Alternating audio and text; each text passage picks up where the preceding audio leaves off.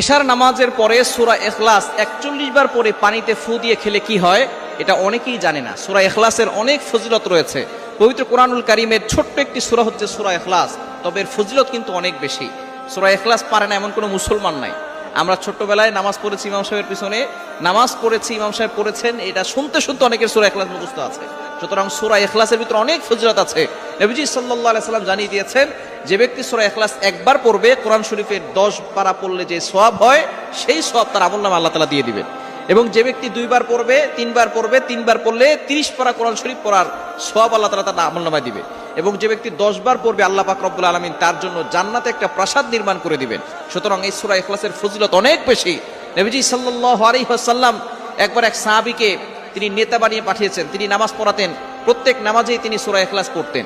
তো সাহাবাকে অভিযোগ করেছেন, ইয়া রাসূলুল্লাহ, ইয়া হাবিবাল্লাহ, সে প্রত্যেক নামাজেই সূরা ইখলাস তার থাকবেই। নবী সাল্লাল্লাহু আলাইহি ওয়াসাল্লাম জিজ্ঞেস করেছেন, কেন সে সূরা ইখলাস পড়ে? তখন সেই সাহাবী বলেছেন যে, আমি সূরা ইখলাসকে পছন্দ করি, সূরা ইখলাসকে ভালোবাসি, এই জন্য পড়ি। নবীজি সাল্লাল্লাহু আলাইহি ওয়াসাল্লাম বলেছেন, এই ভালোবাসা, সূরা ইখলাসের প্রতি ভালোবাসা তাকে জান্নাত পর্যন্ত পৌঁছে দিবে। সুতরাং সূরা ইখলাসের প্রতি ভালোবাসা অবশ্যই আমাদের থাকা দরকার। এবং এশারের নামাজের পরে সূরা ইখলাস যদি আপনি ৪১ বার পড়েন, বিসমিল্লাহ সহকারে পড়বেন, প্রথমে দুরূদ শরীফ পড়বেন, শেষে দুরূদ শরীফ পড়বেন। এই পানিটা পান করলে আল্লাহ পাক রব্বুল আলামিন আপনাকে সুস্থতার নিয়ামত দান করবেন, আপনাকে আল্লাহ তাআলা সুস্থ করে দিবেন। দ্বিতীয় নাম্বার হচ্ছে, আল্লাহ তাআলা অভাব দূর করবেন। যদি সূরা ইখলাস আপনি ৪১ বার পরে পানিতে ফু দেন, ওই পানিটা পান করেন এবং একটু ঘরে ছিটিয়ে দেন, ওই ঘরের থেকে আল্লাহ তাআলা অভাব দূর করে দিবেন।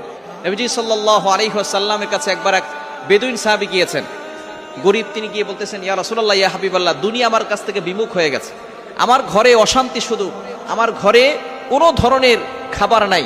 ইয়া রাসূলুল্লাহ, এমন কিছু আমল আমাকে বলে দেন যে আমলের মাধ্যমে আমার ঘর থেকে এই অভাব দূর হয়ে যাবে। নবীজি সাল্লাল্লাহু আলাইহি ওয়াসাল্লাম বলেছেন, তুমি তোমার ঘরে সূরা ইখলাস তেলাওয়াত করো। সাহাবী তিনি বাসায় যাওয়ার পরে সূরা ইখলাসের তেলাওয়াত আমল করা শুরু করলেন।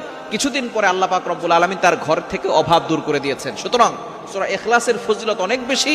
আপনি আপনার ঘরে সূরা ইখলাসের তেলাওয়াত করবেন এবং রাতের বেলা এশার নামাজের পরে ৪১ বার পরে পানিতে ফু দিয়ে ওই সূরা ইখলাসটা যদি আপনি পানিতে একটু ঘরে ছিটিয়ে দিতে পারেন, ওই ঘরের ভিতর থেকে আল্লাহ তাআলা অভাব দূর করে দিবেন। ৩ নাম্বার, আল্লাহ পাক রব্বুল আলামিন ওই ঘরের ভিতরে বরকত দান করবেন।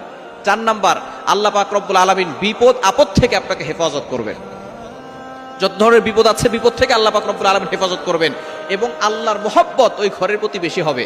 আল্লাহ পাক রব্বুল আলামিন ওই ঘরের মানুষগুলোকে ভালোবাসবে যদি তারা আল্লাহর ইবাদত করে এবং সূরা ইখলাস বেশি বেশি করে তেলাওয়াত করে। সুতরাং আপনি যদি অভাব থেকে বাঁচতে চান, বিপদ থেকে বাঁচতে চান, দুশমনের ক্ষতি থেকে বাঁচতে চান এবং অসুস্থতা থেকে বাঁচতে চান, রোগ ব্যাধি থেকে বাঁচতে চান, তাহলে আপনি সূরা ইখলাসের আমলটা করবেন। সূরা ইখলাস যত বেশি পড়বেন তত বেশি উপকার হবে। সূরা ইখলাসের আমল কখনো ছাড়বেন না। সূরা ইখলাস, কুল হুয়াল্লাহু আহাদ, আল্লাহু